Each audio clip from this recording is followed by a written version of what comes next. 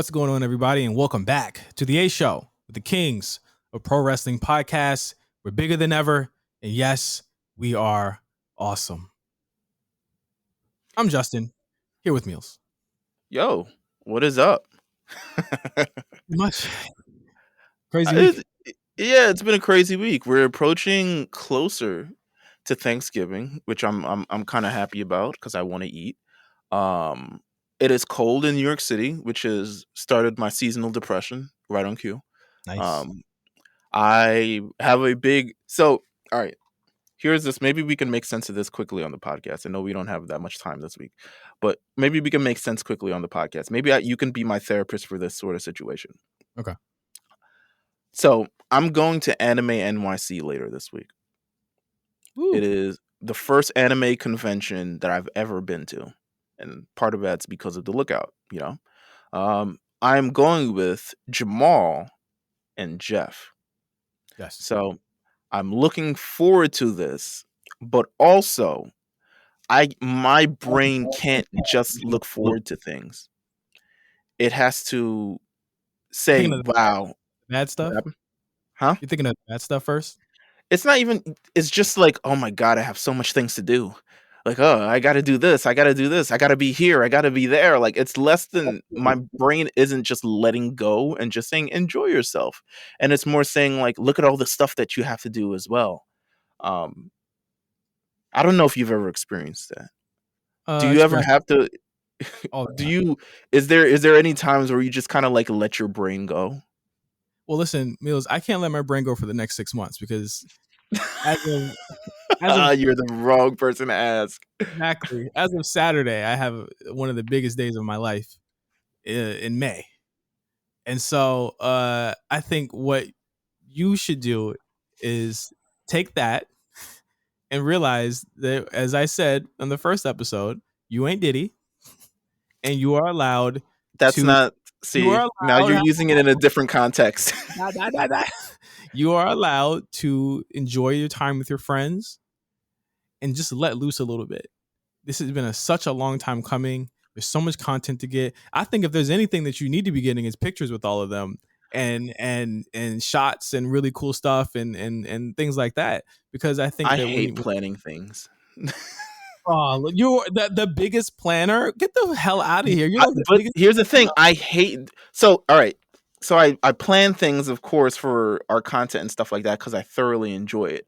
But like planning stuff. All right. And also, I know you guys and everyone has kind of bought into what we're doing and stuff like that. But I always have a fear. And I've said this before and expressed this before of the podcast. I'm planning like events and stuff because one, I put a lot of things into other people's hands in terms of whether they'll come or what are they doing or something along those lines, or will it happen? Won't it happen? Will this go right? Will this go wrong? And all that stuff goes on my head. And I'm just like, yo, I can't even like right now. I wouldn't say it's anxiety. I mean, maybe it's a little anxiety. Maybe I'm just fucking capping myself. But like, I'm like, okay, we gotta reach the point B. And I keep saying like in a couple days this weekend will all be over, and I'm like, but I don't want to think like that. Like I want to enjoy my time, and I know I'm gonna enjoy my time, but why do I have to like trip myself up with all these thoughts before my brain? I don't know. Maybe this isn't. Maybe we need to bring in a psychological counselor. Usually I wouldn't advise this to anyone because I have a TED talk about this. Maybe you should smoke some weed. No. Oh my God. Yo, we're the only wrestling podcast, I'm assuming, with two hosts who do not smoke. And I don't know how that shakes down. I don't know if in 213 episodes people are just gonna be like, yo, what the fuck? Well, I mean, I'm against that. That's evil. It's the wacky weeds. But I think you need to do a little wacky weed. No, I'm good. I can't I don't like operating on that speed. Okay, slow speed. All right. Before we start, I want to thank everybody last week who shared and showed so much love to our interview with Big E, WWE champion. We predicted the Roman Reigns thing. It happened right after. It got announced right after the episode. What our influence? Okay, we put a call into to Adam Pearce, who I think he's wilding lately, Meelz, but he made it happen for us. This nigga's on edge, but He, he's more than on edge. but yeah, I mean, listen.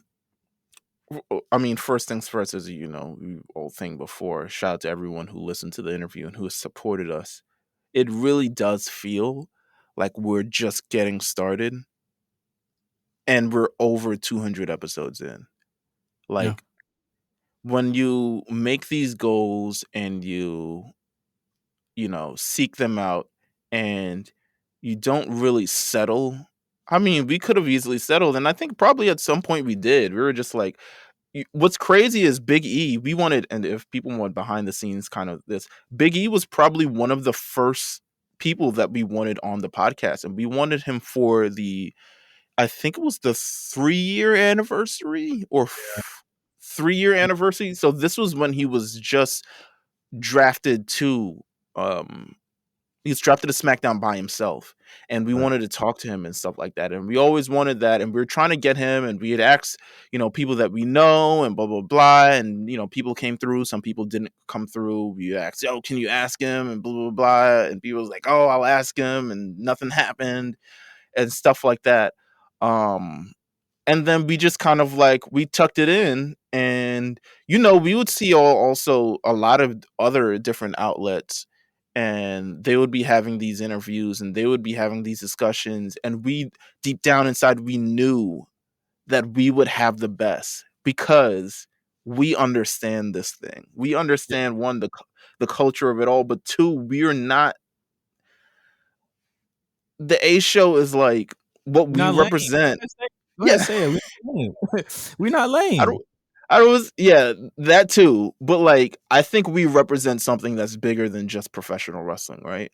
Like, we're not necessarily, even though we are a wrestling podcast, I think what we represent is just something beyond. There's like culture and, you know, professionalism and stuff like that. We were both, you know, you're doing amazing in your career. I'm doing, you know, I guess I'm doing all right for myself.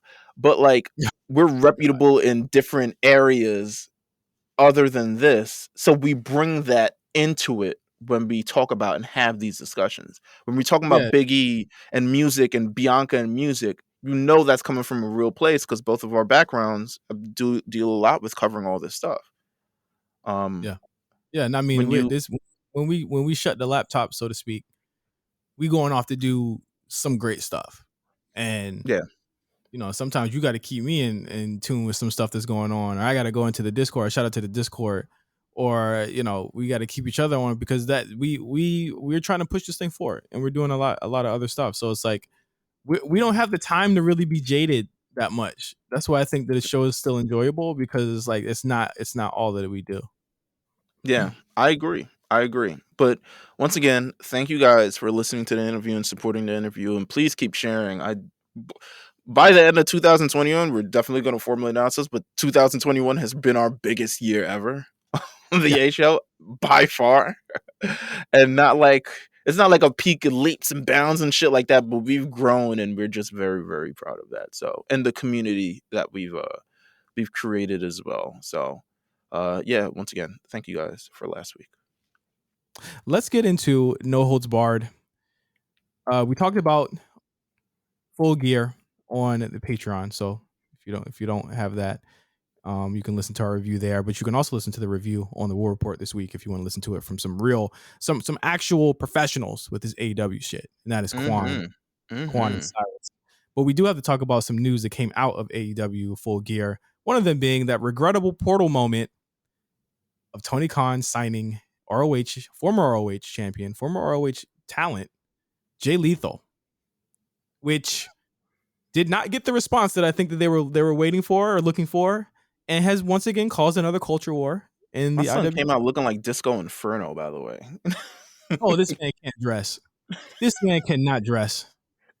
You're starting somewhere new. Like, come on, gussy it up a bit, you weirdo. All right, go ahead. as you know, in case you didn't know, Jay Lethal was implicated in speaking out last summer by several women, including Taylor Hendricks and Kelly Klein. and one anonymous woman who is yet to be named, and keeping women down if they didn't have sex with him, threatening women, all of that, all of the above. This isn't cool for many reasons. And I think it wasn't cool that no journalists really called it out and still haven't really called it out. And to this day, they haven't said much about it. Yet he has a match on Dynamite this week against Sammy Guevara, which he will more than likely win. Nah, it's for the TNT Championship. He probably gonna lose. Even so, oh wait, he's black too. Never mind. But yeah, there you go. He's black. How did you feel about this, Meelz? I feel like this was in a line of boneheaded, scatterbrained, tone deaf things that they could have done and try and justify. This has been the top, but I think that it's even way worse on these people who kind of bad faith argue every single thing from every other company, and that goes from Bram being booked to Marty Scurll being booked at certain places to Tessa Blanchard being booked at, and wow, they have been completely silent about this. I think the hubris of the arrogance of the leader of AEW is eventually going to bite him in the ass at one point or another. Between that, like it's tone deaf, but it also doesn't surprise me considering like the day before the pay-per-view, they have him the media call. One of the women asks about ask about like the representation with women on the roster, and he's like, excuse me, I'm gonna cut you off right there because it was me who did financial backing to NWA Empower, and I don't think I got enough credit for that. And I said, oh wow, you're an asshole. So it doesn't surprise me that he would kind of like, he has to know the allegations, right? Like this is something that you just do. Like, for instance, right? Let me give this another example. The challenge, because everything in my life centers back to the challenge in some way or another. The challenge do a massive background check when you're going on the show. They do a psychological test. You have to get a physical. You got to make sure that you're all, I don't think they've done vaccinated shit as of yet, but I'm pretty sure that's on the way. You have to get all your shots, etc., like that. You're going to a different country. You're going to be on TV, all this other stuff, insurance, blah, blah, blah. One thing now that they've incorporated into this is a social media background, which means they scour your social media for memes or comments or anything of the rather news, any type of background check that you have. And if you fail that, you are not allowed on the show. And that's mainly because of the things that had happened last year with a lot of racist stuff, with like Vanderpump Rules and the challenge, and a lot of other stuff that just isn't accepted in today's society. The fact that AEW, that is supposed to be this progressive company moving forward with this, can't necessarily incorporate that as well, or won't stand on their morals in doing that because they are too afraid, I don't know, what to lose? Like, y'all rich. Y'all on TV. You have, there are people, yes, behind the company who probably are friends with this guy and probably vouch for him. But as an owner, as someone who is investing within this company and doesn't want to create an uncomfortable working environment, because essentially now you're telling your own, people in this company that they are forced to accept this at the end of the day. You're not explicitly telling them that, but you're saying like, this guy is going to be here, he's going to work here, and yeah, his past is what his past is, but we're looking towards the future now, and we're ignoring that. And they believe that the internet, they're believing that the internet complaining about this is some sort of problem with the internet, and this is cancel culture, and this is how, and this is why nothing is able to get done, and all this other stuff like that. I was like, no, have the balls to say, we're not accepting this, we're not going to tolerate this, and we're not going to do this. And the media itself, I think you guys need to have the balls as well, because y'all, and I'm not making this an AEW versus WWE thing, but when the Velveteen Dream allegations come out, you couldn't stop people from asking Triple H about this shit. Yeah. But y'all don't have the same energy for Tony Khan asking him about, but what about this? And it's like, oh, it's not the time and the place. So when is the time and the place? Y'all have 5 of these media scrolls per fucking year. So when is the time and the place? After the Talk is Jericho interview? After he debuts on Dynamite? After he's into the company and becomes a world champion or a TNT champion or stuff like that? So when is the conversation going to be had? Like, as journalists, you have to understand that sometimes you have to ask uncomfortable questions. And people are going to have to answer these uncomfortable questions because these aren't something that you can just leave out in the dark. People are affected by this. I'm disappointed. I really am, and I don't know when this is going to come up. I don't know when it's going to be written about. I don't know when it is. Everyone loves to go to the AEW shows and be part of media. I understand it. I'm sure it's a great time. You get free tickets. You get to high five all your friends and meet all your friends. Go out for chicken fingers and all this other shit like that. But at the same time, like, hold yourself to your, responsibility, especially to the people, especially to the victims, especially to all this other stuff like that. And you gonna have to ask the tough questions. Yeah, I don't know. You said it. You said it better than You said it better than I could have said it. I think that, and be clear, Triple H answered those Velveteen questions terribly. We're not because Right. people. Well, if you do this, no, we're not saying Triple H handled it better. I don't think, and we're on record saying that they all of them handled Velveteen terribly. We said that you should have made a move before that mass release. What was it, like the top of the year? Yeah, it was like top of the year. But like, I think that again, hubris is going to be their downfall, and I think that if you keep telling and conditioning your fans to believe that women's wrestling is not important and that you've done so much, they will start to believe it. They will drink the Kool-Aid. And I think that goes with any company that is trying to maneuver your belief in certain things. It's like, look at how like Marvel did Black Panther. They would make you think that they were on top of, of putting Black people front and center, right? Because they had a huge marketing campaign. Movie made $1 billion, whatever. That it was too. But the thing is, they're too successful to fail. They pushed an agenda, and that's what it was. The same thing with WWE. They pushed the idea, and I think, Meelz, you said it best. I can't remember who you said it. They conditioned us for 6 years to believe that to think that women in the main event was okay. We knew it was okay, but they had to condition everyone else to believe that it was okay before it happened, right? Mm-hmm. What is the messaging psychologically that Tony Khan and AEW saying? Women belong on YouTube. They don't belong in the main event except for maybe once a year. And that he's done so much for women just by these calls to action that he doesn't need to do anymore. So what's he going to do with Jay Lethal? He's going to say, hey, it's okay that he's here. He's beside me. I'm co-signing it. We're such a great brand. We're such a woke brand. Same brand that employs people like Darby Allin, who was also implied in speaking out. But it's okay because we put him in a big position. He, whatever. I think the worst person that got it was Sammy Guevara. More than I'd be pissed if I was him. I'd be fucking pissed. Mm-hmm. He went through a lot of shit. Not saying what he did was right, but he had publicly they shamed him publicly. He had to apologize. He had to get suspended without pay. All that shit. Jay Lethal comes in with nothing. He gets hired. Period. That's crazy. That's wild as fuck. That's wild as fuck. That's crazy. You know what I'm saying? And at the end of the day, y'all gonna do whatever you want to anyway, and y'all gonna accept whatever you want to anyway, because the y'all cape for whatever you guys want to, essentially.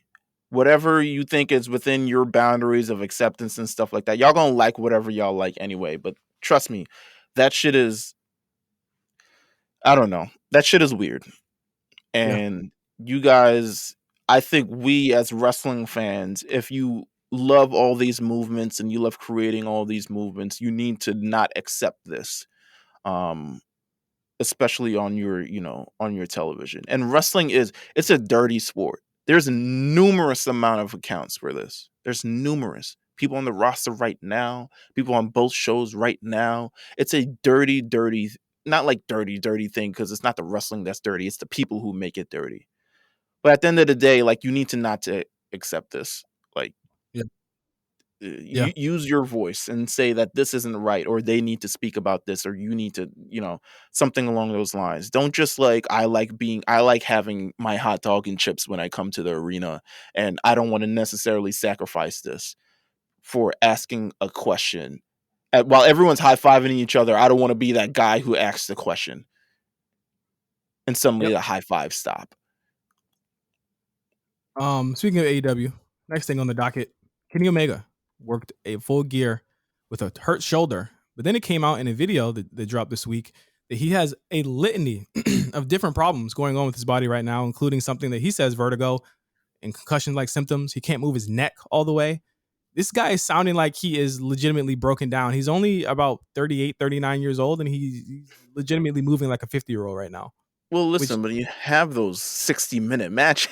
yeah, It's like I look at it similar like Steph Curry in the NBA. Like when you look at the postseason for Steph Curry for a lot of years, and what happened to him is essentially like all those injuries kind of caught up to him, and for a majority of last year he was out, or the previous year before that he had a broken hand, and they just kept the nigga out. They were just like, yo, because of so many trips he took to the finals, so many times he had to go 16 for 16 fucking games past the 82 game season and shit like that. Like it takes a toll. And I think all those 60-minute Broadway shows in New Japan and getting kicked in the face really hard and getting dropped on your neck really hard and shit like that, while it's amazing, it's not the way to work. And even the best in the business will tell you, you don't have to work that way to be over. yeah, yeah. Stone Cold's looking at him like, "Come on, brother." I got dropped on my stack of dimes and, haven't took a bump since. I didn't really switch up I'm my style. I'm willing to think that um I'm willing to think that Kenny will probably be off TV for a while if He should be. these are real problems. I think he's had a long year. He has carried that brand or attempted to carry that brand for as long as he could. Give the man a rest. Let him get a break. I think they'll be fine with what they got. Move someone else up. I think. Mhm. I think it's time. I mean, you can move up Cole. You can move anybody. Like just move them into that position that he was in, and everything will be fine. But I mean, best wishes to him. I mean, I could tell like even when watching him, he looked a bit. He looked not as spry as he used to be, and I could Right. definitely tell that. And I think that it's definitely noticeable, and I think he does need to change his style, bigly, bigly. I agree. I agree. Next up, this was kind of weird because there's many things that we don't we kind of tread carefully on things like this, especially with medical. Mm-hmm. So when Keith Lee got released, he put a statement out last week saying that uh he paid I pay my bills, and how dare you think WWE pay my medical bills? Did you remember anyone saying anything about WWE not paying his medical bills? I don't know, but I don't doubt that there's people on the corners of the internet who said that. I can't personally see anyone. I don't know anyone personally in my circle because I don't even think that's like a thought in our brain that would be the case. But We I can also definitely see people making, because people felt so emotional regarding his release and stuff like that, that like, and then people felt in response to those type of people who wanted to say something, like I can easily see that being said. okay. So he said that, and last week someone asked about it, and I can't remember who has started this run, but PW Insider actually came out with a statement, or a lot of people placed a statement. Sorry if I didn't attribute the right person who asked initially WWE, but they responded by saying Keith Lee's recent comments implying WWE failed to pay his medical bills are erroneous. WWE has an extensive healthcare program for the medical care of its in-ring performers, and Mr. Lee was part of this program with the company. Should Mr. Lee have any concerns over the payment of medical bills, he is welcome to address them with WWE. Whoa. Yo, That talk was to us. when they want to be petty, they can be petty. And we know this. This to me seemed like more than just a warning to me. It felt like a slap with a wrist, like where it's like, stop it. Mm. Like, you don't want to do this. They got receipts. We remember the whole Punk trial. They got receipts. I mean, yeah, they're a business. They gotta have those receipts. Like they gotta have those things. It honestly could have been a miscommunication, a misunderstanding, but it's definitely a weird situation to, um, at least it WWE, who I guess takes very seriously the wellness of their superstars when they're in the ring, or even if they're out of the ring right now, because they still pay for people's um, if they want to go to rehab or any type of mental therapy or stuff like that, they definitely care about the wellness of the superstars, and it shows from Keith Lee over the last year. They kept him out so long after the COVID bout because of they found something within him that he addressed, when he eventually returned to the roster. But they care about the wellness of their superstars, so I'm sure they felt a way about like what, why would you even say that? Like, I don't know why he would even say that publicly. I can understand him saying that privately. Publicly just doesn't seem like a good idea to me to say. I feel like that's one of those things where it's like I feel like wrestlers, like good and bad, love to let fans in on certain things that I feel like just starts up more issues for themselves and starts again another culture war where it's like we got proof of, I mean, from other people that they've been well taken care of even after they've been released. mm-hmm. So I think that it was a really odd thing for him to say out of nowhere, unprompted, but also odd that WWE even responded in that way. And do you think there's any smoke to this fire? Do you think he'll come back and say something? Because the thing is, I think he'll address it when his no compete clause is up. Well, he addressed it when it was on. well, no, yeah. I think he'll address or retort to that when his no compete is up. I think he should just stop saying anything about it right now. He should, yeah. I agree with that. I think he probably needs to be quiet. I think like I just thought it was an odd thing to come out with. Mm-hmm. I guess we'll stay tuned on the happenings of that. But I mean, at the end of the day, I still believe that, someone asked me, does this burn his bridge and coming back? I'm like, no, because I mean, Punk was still gonna come back and he still came back, and like that's to me like him and Warrior are like the DEFCON 5 of people who left on bad terms, right? Yeah, pretty much. Yeah, and he still orbited or at least came directly back, or we're about to.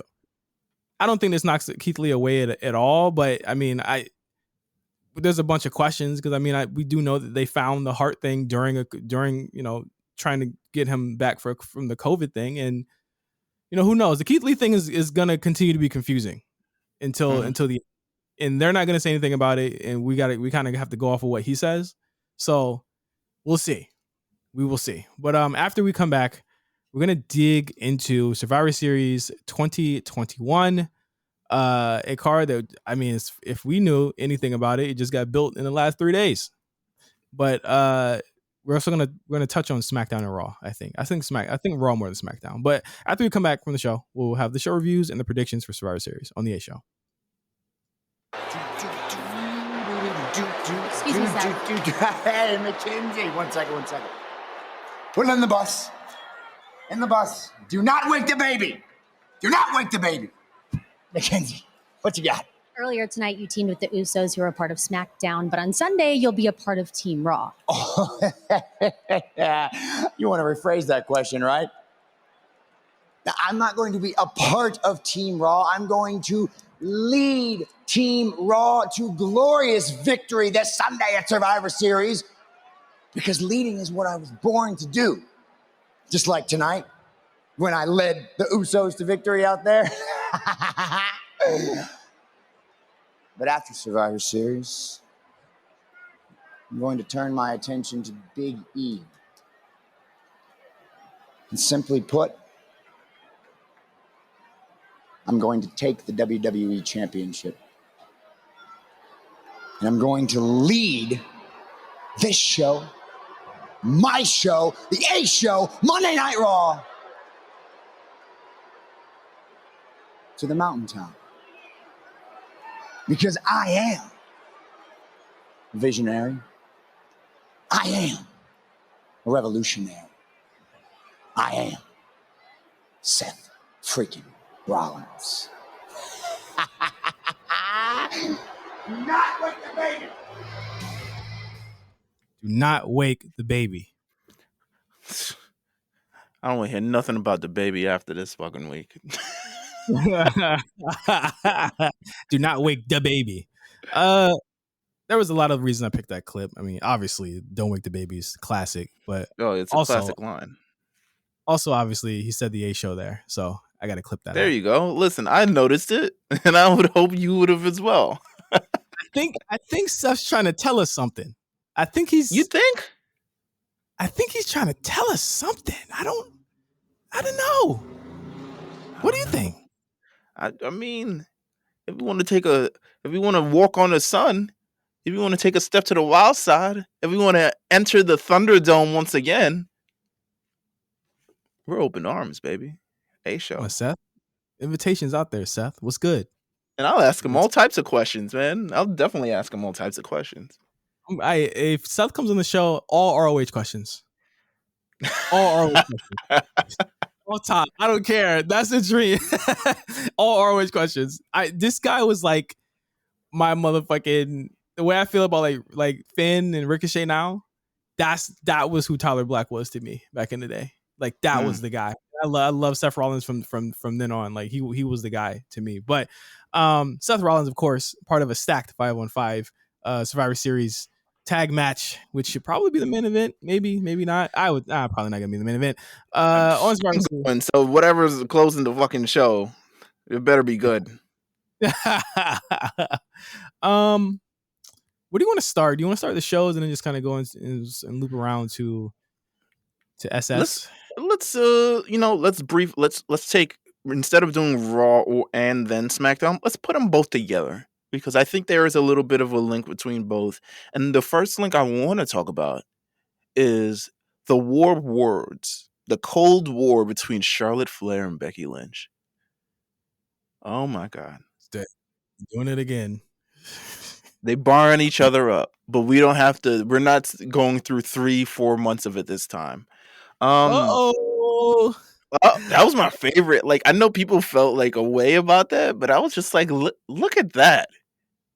She got y'all. She commands you. Your people were happy to go with it.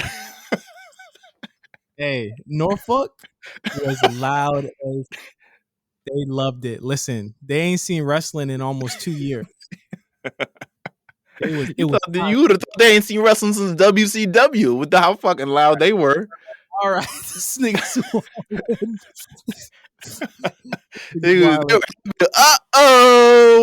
yo, they're gonna put her on a fucking shirt. Hold on, I gotta play my now. Hold on, Lumi D or Ja Rule? Which one? Ja Rule. Okay. Oh my God. Oh, do they not have this on Apple Music? Wait a minute. Wow. They don't. Valhalla? Huh? What don't they have? By Ja Rule featuring Lil Wayne. That one. Yeah. Get it and go. You don't remember that? You're the only nigga in the world that remembers that. I will step on your building from the steps of my building. I love that Lil Wayne verse, bro. Come on. Y'all hear this? That's and that was like lined up. I had this like Lil Wayne like mixtape of all his like features and shit, and had like Freeway Step Back and like fuck, what else you had? Ludacris Grew Up a Screw Up and shit, man.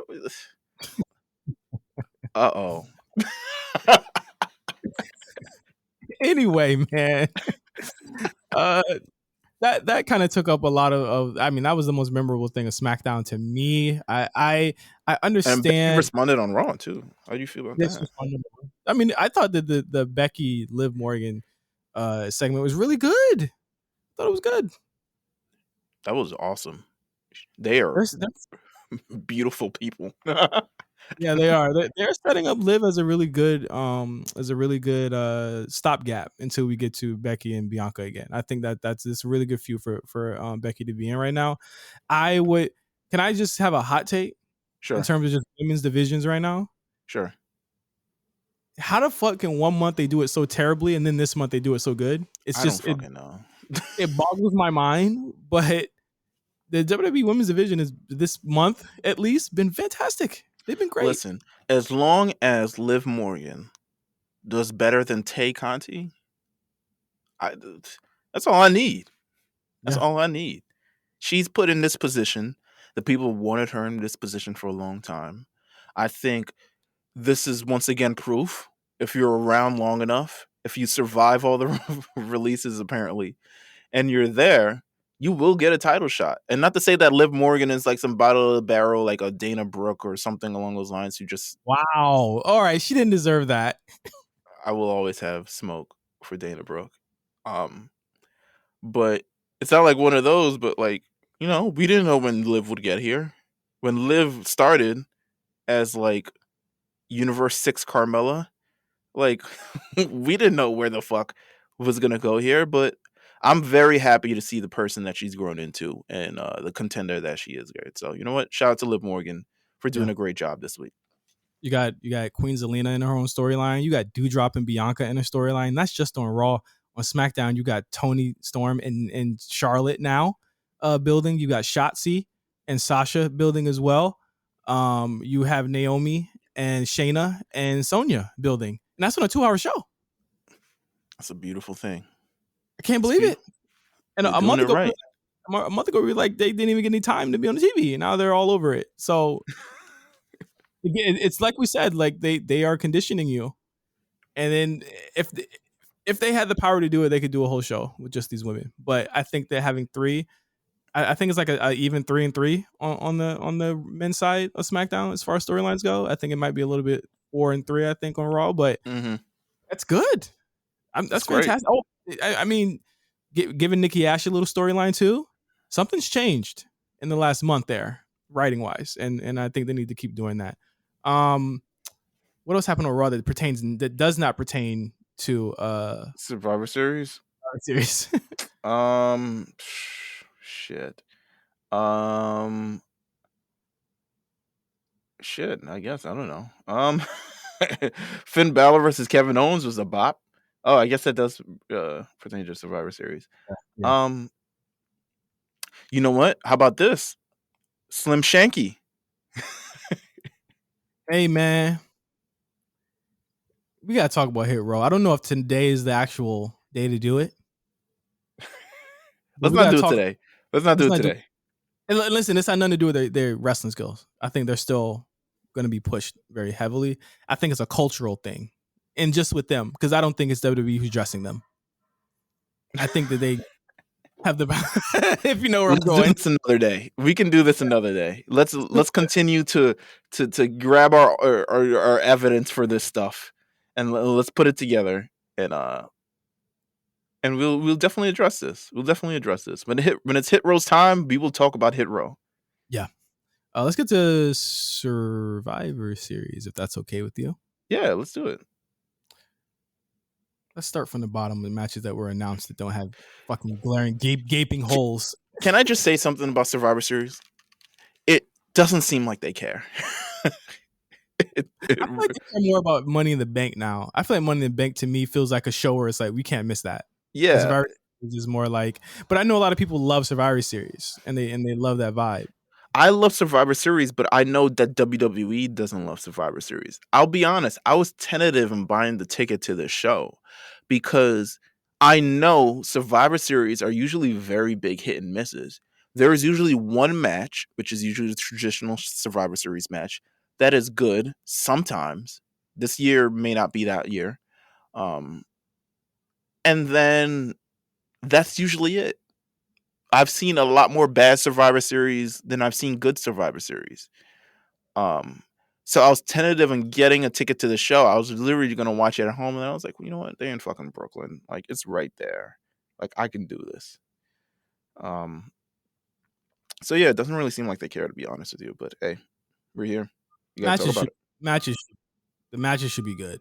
I mean, that's goes beyond saying, but I think they do this every year, and I feel like there's two things about it, right, Meelz? It's like when they do the invasion stuff, people hate it because they just got drafted, right? When they do Weirdos hate it. Oh my god. when I'm saying you see it, you were there. They hate the invasion stuff. They feel like they did it too much. They did it 3 years in a row. They hated it, and they stopped doing it. So this year they stopped doing it. They actually focus storylines on things that are going to happen when the show is over, which is what I heard some people say. before, where it's like they should focus on the things that are happening on the show, so that this show just seems like the all-star game of WWE, which it is, and people still hate that. Listen, people hate the All-Star game too. That's why they had to jazz up all the rules and I know. they had to change up all the rules. It's like, oh, you get this points, and then towards the end you got to reach 150 to win. And I'm just like, okay, all right, All-Star game. Dunk contest is not fun anymore. Anything is not fun anymore. WWE could make Survivor Series a thing. They could add implications to these matches. But to be honest with you, they're just like, yo, let's get this shit over with. Yeah, I think the last time a Survivor Series match had implications was like when Seth Authority turned heel. versus Authority thing. Yeah, that was the last one. Yeah. I'm not even gonna,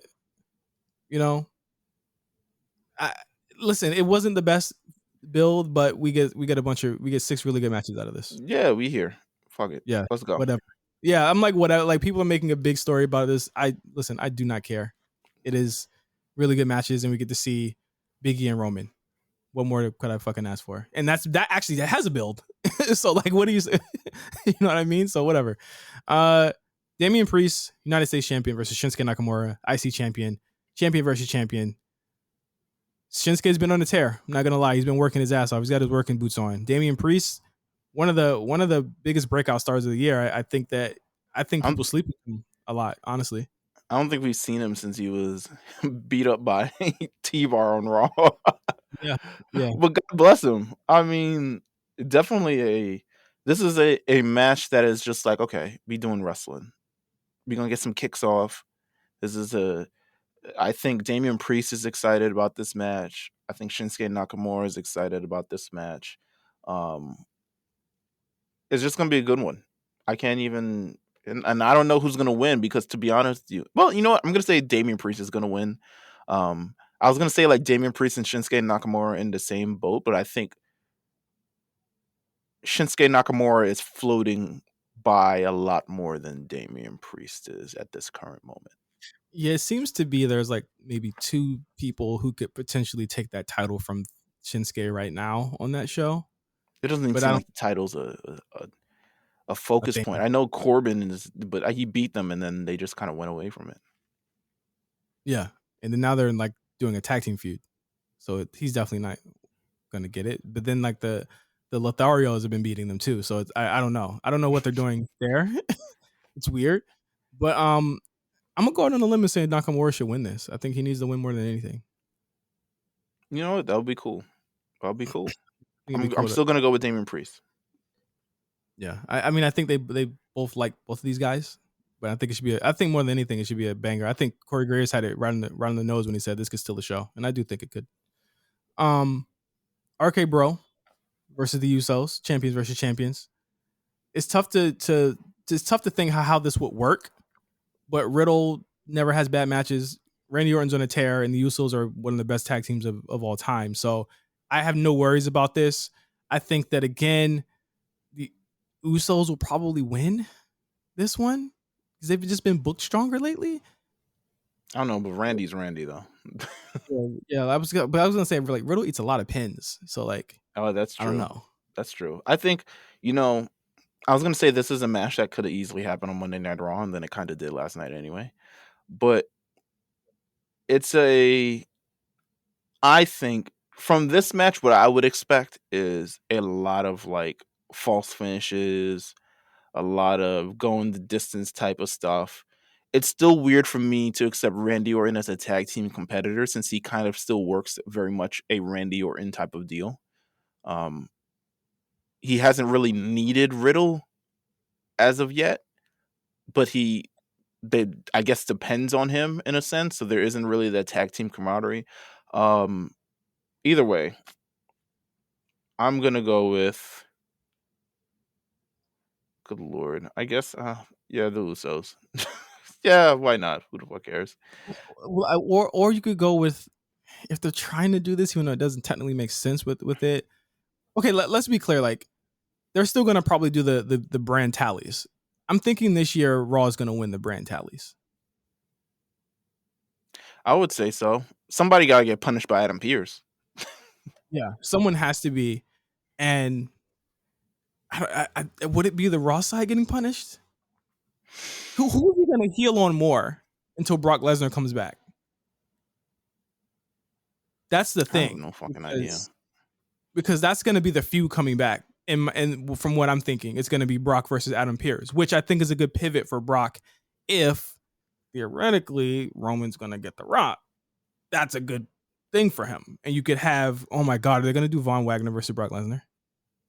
That would be terrible. What was Von Wagner doing there? Let's talk about that. What the fuck? I looked at my television and I was like, no, you aren't. This has to stop. It has to stop. This nigga is... I knew that was why he was growing out the beard. I was like, oh, so he growing a beard now? I was like, oh, okay, he going up to the main roster. This has to stop. But what I was gonna say was, like, if you do the Usos losing to spread doubt on Roman winning, so that you stop this clean sweep for the bloodline. Yeah, it could be. You could do that. So I'll say RK Bro. Okay. Next up, Big E versus Roman Reigns. This is, and if this predictions is a little short to you guys, it's because there's literally no story to any of this. So there's not much. There's not much you can call from this. But Big E versus Roman is interesting. A lot of people think Big E is going to win. I have been accustomed and conditioned to think that you should never bet against Roman Reigns. So I will not. Roman Reigns will probably win this. You will probably, no matter what shenanigans, no matter how many New Day appearances, no matter how Uso appearances, Roman Reigns will win this match. It literally doesn't matter, like, at all. So yeah, I really have, unfortunately for Big E, who was our guest last week. Yeah, I mean, I just hope it's a good match. How about that? It's the moment. I think it's been built up so much that, like, all you need to have is Big E getting a little bit of comeuppance on Roman for what he's been doing to Xavier, and that would be good enough for me. But it's like, it's just like SmackDown is just so heel driven right now that it's crazy. Like, it is literally driven by the bloodline and all the other heels on that show. It's crazy. Like, they need a breakthrough face. I'm thinking they're thinking that Drew is that guy. And I honestly think it could potentially be Drew beating Roman. I really don't think the Roman and Rock match needs the belt, man. I really don't. I don't think so neither. Like, just have him lose a belt, man. Let's free the show up. It's becoming like Oscar. I don't want him to lose it to Brock, though. I don't want him to lose it to Brock. No. I think that yeah, it's got to be Drew. I'm just saying that we're being oppressed in the same way that we were with Brock and Oscar at one point. I agree. You're being oppressed. So I got Roman winning. You got Roman winning. Becky Lynch versus Charlotte Flair. This is my match of the night. Okay. This is my match of the night. These two, they just know each other. As much as we think that they're, they hate each other because of all the dirt sheets and stuff like that, they working. They working big time. And if you fall for it, that's on you, but they working. Here's the thing. Becky's at another level right now. I think, like I said last week, I think Becky's even better than she was before she left. Mm-hmm. Charlotte on another level. I think when it comes down to best wrestlers of the year, definitely in my top 5. Without question. I think she's a great mind. Yeah. She's definitely going to lose this match. It's the Wile E. Coyote, Speedy Gonzalez of the WWE. I feel like there's swervers and have Charlotte lose. Charlotte win. Wait, no, Charlotte lose. I don't know. Who loses in this? They're two mega powers. Who backstage says I'm taking the L?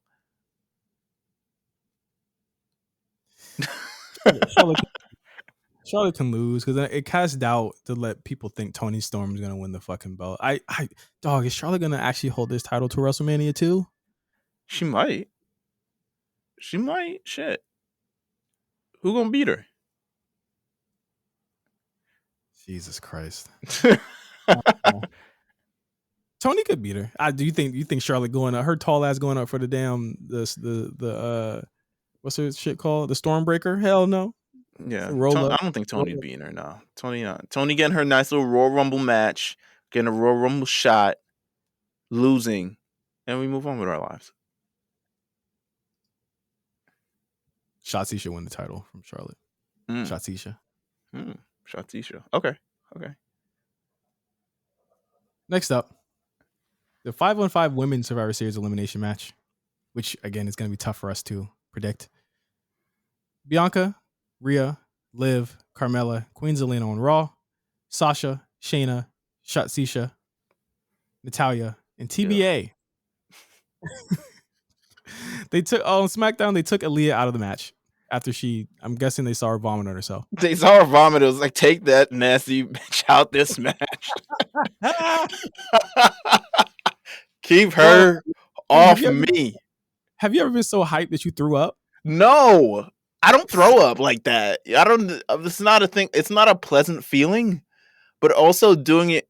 I told Aaliyah. I said, listen, all you have to do is not break your hand. The bar is that low. And she said, okay. Like, come on. And yeah, they probably took her out the match. It's like, get that nasty shit out of here. I don't know who replacing her. I'm sure. I'm Vince looking at her like, you got a stomach ache, girl? You want a Pepto-Bismol? You want an acid or something? You got some. What's going on over there? Diddy would say that's not sexy at all. Diddy. If we're talking about what would Diddy do, Diddy would be like, that's not sexy. Take that bitch off my show. Listen, man. Who could replace her on this roster?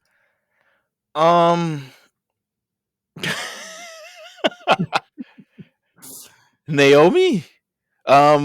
Zia Lee? Oh. But would you want to have Zia Lee debut just to get pinned and like some like offshoot? If Zia Lee's debuted, Carmella better duck because she's getting kicked the fuck in the head. Carmella better duck. Zelina better duck. Everyone better get the fuck out of her way because she's kicking the shit out of somebody. Jesus Christ! I'm looking at the women now. It's either Naomi or Zia Lee. Yeah, or Zia Lee. Is it Zia Lee or Zia Lee? Zia, I believe. Zia Lee? Yeah. Excuse me if I offend. It's either Tony, Stephanie McMahon, Sonya Deville. Not Stephanie McMahon. Or Naomi. That's it. That's the only choices they have. Or if you want to get wild, Kayla Braxton. But that's like a completely heel move though. Like Tony, like as a face, the baby face he's trying to be, would never like accept that. So it has to be a heel, right? Or it has to be someone who's like just debuting. So you might be right that it's Xia Li. Yeah, give it to Xia Li. She's been there for a minute, you know? Yeah. As long as you don't throw up, girl, or break your hand, the bar is literally that low. But she gonna kick somebody in the fucking face and fuck them up for real, and that's gonna be the end of it. And that's gonna be the end of it. With this match, I feel like if you don't have Bianca on your team, you're not gonna win this one. It's definitely going to Raw. It is not even close. Ain't nobody stronger than Bianca to me in either of these. And these are great talents. But I love Shayna Baszler, but she's looking like a chump. She looking like a chump. I'm sorry. It'll probably be like Rhea and Bianca versus Sasha. Yeah, and they beat her ass. I'm sorry. I'm sorry Sasha stands on the show. I'm sorry. But if it's between those two, I mean, she gonna try the little Shawn Michaels shit, you know? Yeah. She gonna try that little comeback stuff, but you might get kicked in the face, baby girl. I don't know what to say. I think Bianca and Rhea are soul survivors. I think that's your collision course for Mania. To me, I agree. It's those two. You got to do it. Why not? Right? No, I agree. 100%. But Doudrop might do something. I don't know. Doudrop been a hater. She's been extra hatery. She said she was going to wait, bro. All right. She better not be lying. I heard what you said about her last week. I hope she heard it too. That's why we get these opportunities, nigga. What is your problem? I just wanted to know. What is your problem? With Doudrop?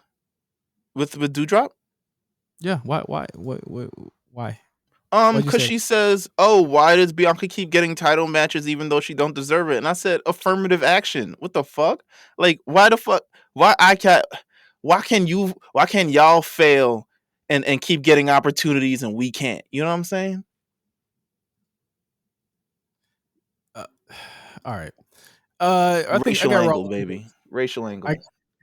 I got Raw. I got Raw winning this by a mile.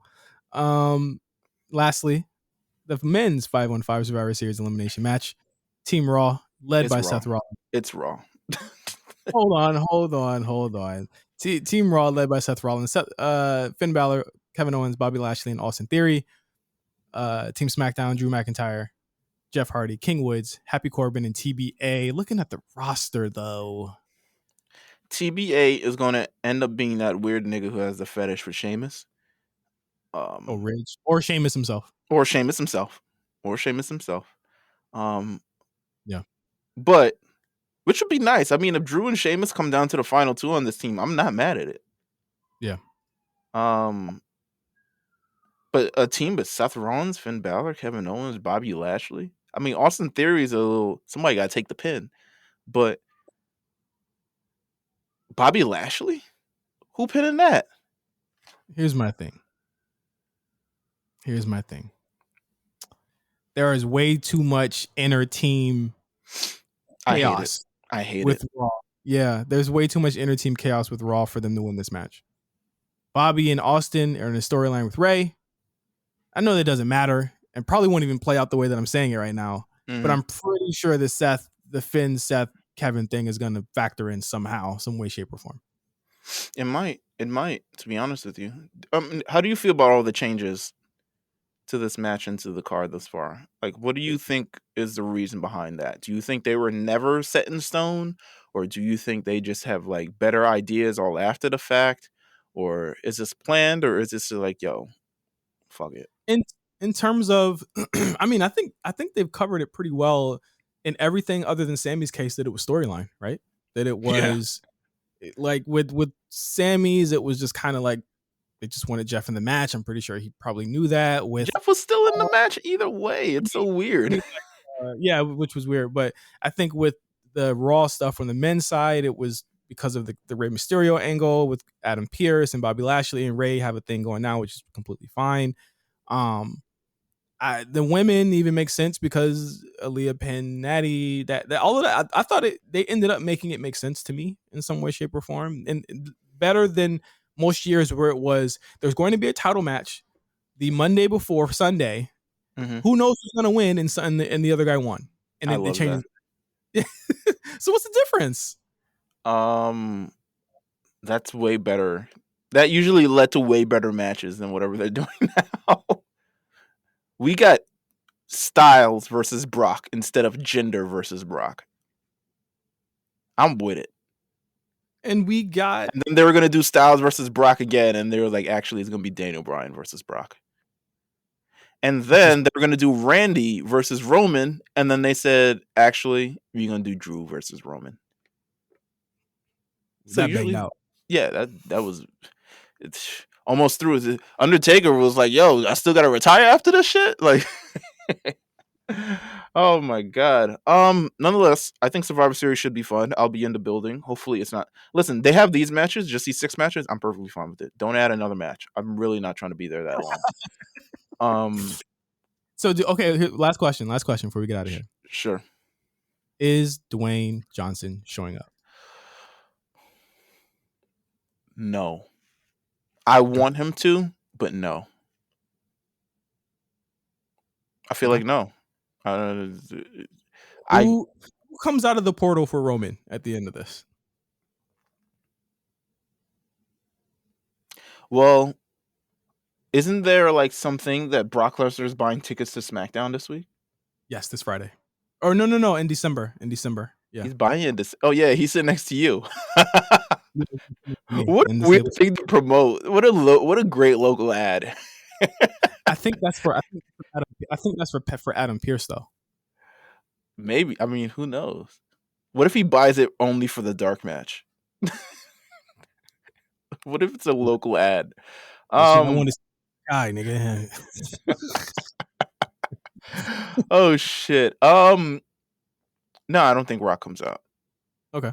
Yeah, I don't think so. You They don't probably want save to it do for Rumble or something. This is Barclays. Like Barclays is great, but also like Barclays is not the epicenter of where shit happens. Also, they're not selling enough tickets for that shit. Wow. I just got the bias there. I'm pretty sure someone who's listening is like, don't listen to him. He's doing the Knicks thing. I love Barclays because it takes me 20 minutes to get there. However, besides the Shield debuting, nothing important has happened at the Barclays Center. Right. They don't even book shows around like, oh, we're at Barclays. Let me add a special. They don't do none of that shit. They really don't. God bless you, though. Jesus Christ. I literally, I'm so late on that. I'm mad that I let you, I'm mad that I even let you sucker me into that. But anyway, this weekend, Survivor Series. After the show, we're going to have a Survivor Series Spaces on Twitter. We'll all be there dropping the hot takes. Make sure you join us on Twitter. We'll drop the link. I mean, I'll try to show up. I'll try to outside of the Barclays Center. I might, Yeah, we're not expecting you to show up. I might pop in, say a little bing bong. You know what I'm saying? Oh my God. Okay. So as always, subscribe to our Patreon. We're at 75 patrons. Again, we're only 25 away from the Hot Chip Challenge. If you want something cool for Christmas, you would allow us to do the Hot Chip Challenge on camera. And maybe we like do it and then try and do Randy Orton's theme song while we eat the chip. Do not do this. Do not ruin my Christmas. Maybe the 2022 type thing, but do not ruin my Christmas with me having to eat this dirty chip. But yeah, if we get to 100 patrons, we'll eat the chip. So make sure you sign up. You tell a friend to sign up. It's not the chips, the chip, okay? The chip. Yes. So make sure you tell a friend to sign up. Make sure you tell your man to sign up. Make sure you tell your girl to sign up. Next month, all right, so we did the watch along this week. We did NXT versus Raw versus SmackDown. So we have a tentative one for December, which is going to be, we're talking Starrcade. Yes. Sting versus Hogan. So we're going to do the watch along for that. So yeah, you have that to look forward to. And I'm sure we'll have a lot of end of the year content for December. So you're going to want to sign up. I mean, to be honest with you. I may even do, listen, I don't have any idea right now. We need to do like a holiday party somehow. I don't know. I'll get back to you, people. Let's think about that. We got 2 new patrons, by the way. Shout out to I believe this is Donnie Lucci. Thank you. Yeah, he came back. Listen, he knew what he was. He knew what he was missing. He knew what he was missing. Yeah. They always come and back. also thank you to Leo as well for joining the Patreon. Appreciate that. And shout out to Amber as well. Amber had a problem with the Patreon thing. They were hating on her big time. They thing her account. I managed to, call a few people, cut a few strings, and now she's back. So shout out to you, Amber, for becoming a patron again. And hopefully you don't go through any more inconveniences, in the future. But yeah, thank you guys for signing up. Yeah, and thank you guys for listening. So for Meelz, I'm Justin. For the A Show, we'll see you next week with the fallout of Survivor Series as we head to day 1. Peace out.